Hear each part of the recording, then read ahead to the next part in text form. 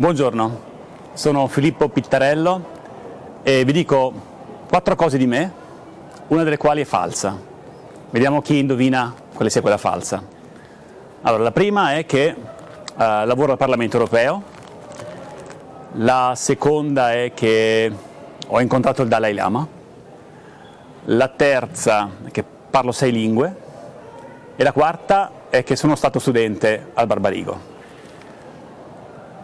Se fossi in classe con voi in questo momento faremmo un giochino per capire qual è quella falsa e al vincitore darei questa penna. Allora, quella falsa, ve lo dico fin da subito, è che non parlo 6 lingue e quindi saranno vere le altre. Effettivamente sono stato uno studente qui al Barbarigo, mi sono diplomato nel 1997, 25 anni fa. Tutti voi non eravate forse ancora nei progetti dei vostri genitori, ma ho calcato anch'io queste aule, questi cortili. Lavoro al Parlamento Europeo a Bruxelles da 8 anni e per lavoro quindi devo anche parlare lingue straniere, non ne parlo 6, ne ho studiate alcune ed effettivamente nella mia vita poi mi sono trovato anche a organizzare un incontro con Sua Santità il Dalai Lama nel 2007, ma questa è un'altra storia. Perché sono qua oggi?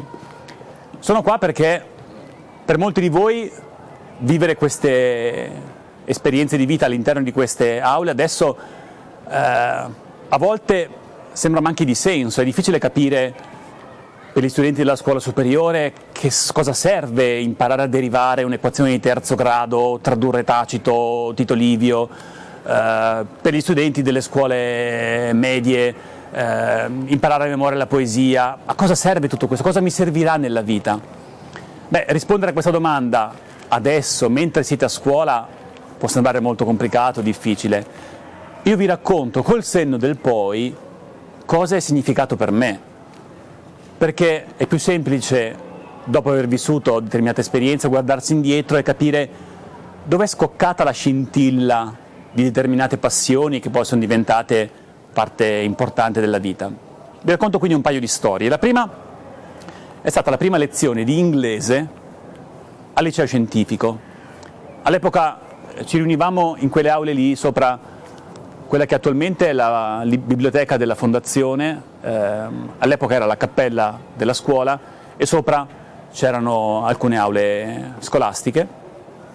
Prima lezione di inglese, nuovo ciclo di studi, nessuno conosce la professoressa.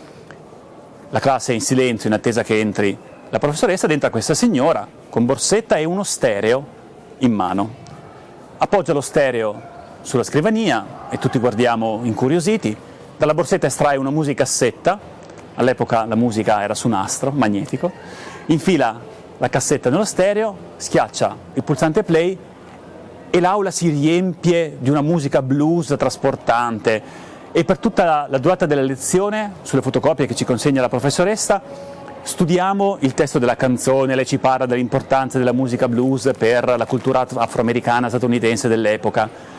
E improvvisamente l'inglese, che fino allora era stata una materia noiosa, fatta di pronomi personali, genitivo sassone, e l'inglese con il verbo con la S, senza la S, diventava la voce di un popolo, diventava una cultura, diventava musica, diventava una passione.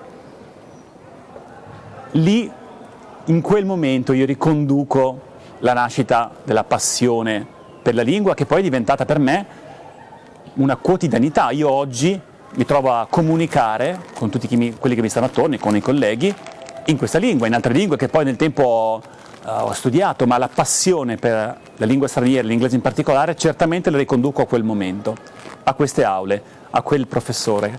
E quindi è una cosa di cui sono grato, guardandomi indietro. Una seconda storia ci porta invece all'estero. Siamo al 5° anno della scuola superiore, finalmente dopo anni di promesse e aspettative si va in gita all'estero per qualche giorno.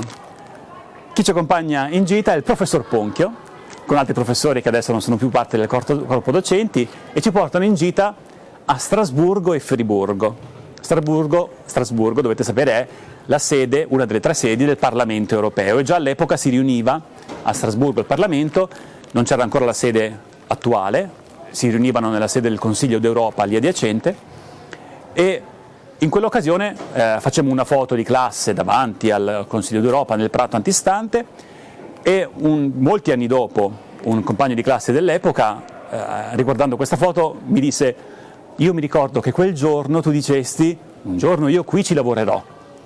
Ora non so se è stata profetica quella affermazione o se il ricordo è stato un po' adattato alle circostanze, ma sta di fatto che io lì alla fine ho finito per lavorarci e negli ultimi 8 anni su quel prato sono stato almeno 60 volte in occasione di missioni da Bruxelles a Strasburgo per accompagnare i deputati alle riunioni del Parlamento in plenaria a Strasburgo.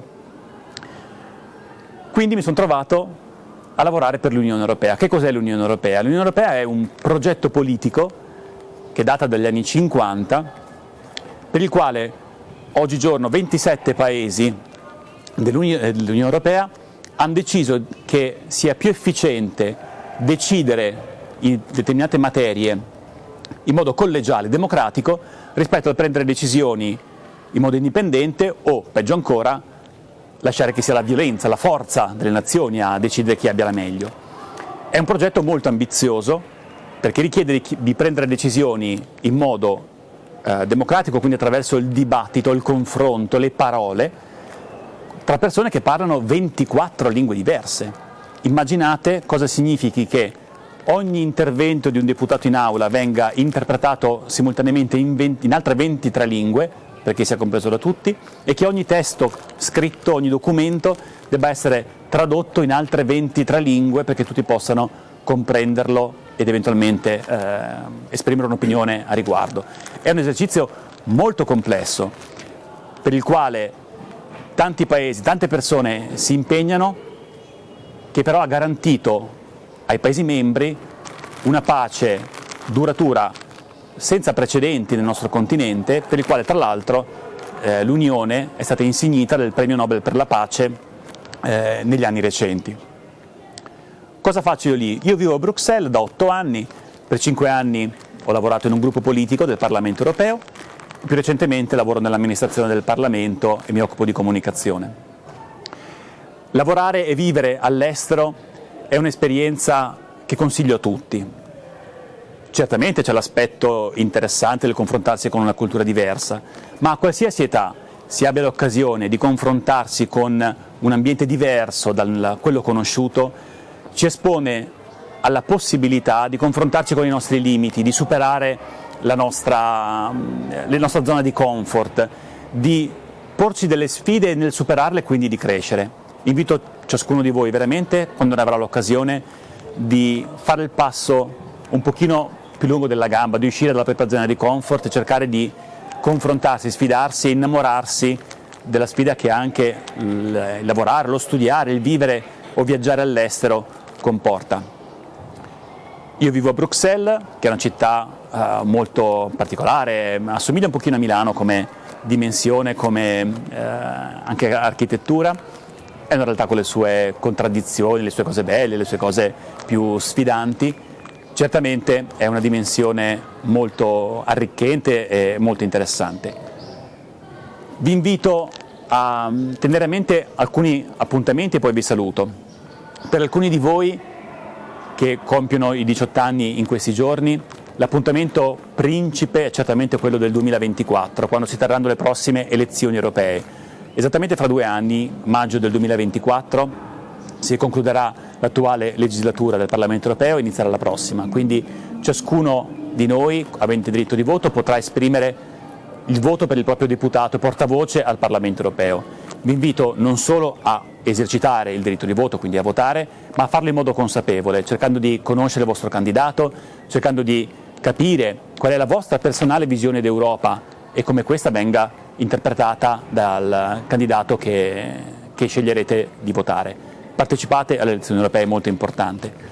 L'Unione Europea poi ha tantissime proposte per i giovani di qualsiasi età, che siate scolari alla scuola primaria, studenti alla scuola media inferiore o superiore. Date un'occhiata alla proposta per i giovani dell'Unione Europea. Ci sono opportunità per la mobilità degli studenti, per poter andare a studiare qualche giorno, qualche settimana, qualche mese all'estero in una scuola d'Europa. C'è la possibilità di essere sponsorizzati per un viaggio di studio o un viaggio di diletto in giro per l'Europa nell'anno in cui compite 18 anni. Veramente l'Europa ha un sacco di proposte che cerca di far arrivare a tutti voi giovani e che richiedono solo da parte vostra l'espressione di interesse per capire che esistono, per essere colte. Per me è stato un privilegio veramente poter tornare su questi luoghi, ricalcare questi corridoi, rivedere il cortile, incontrare tanti di voi nelle classi. Non ho potuto incontrare tutti.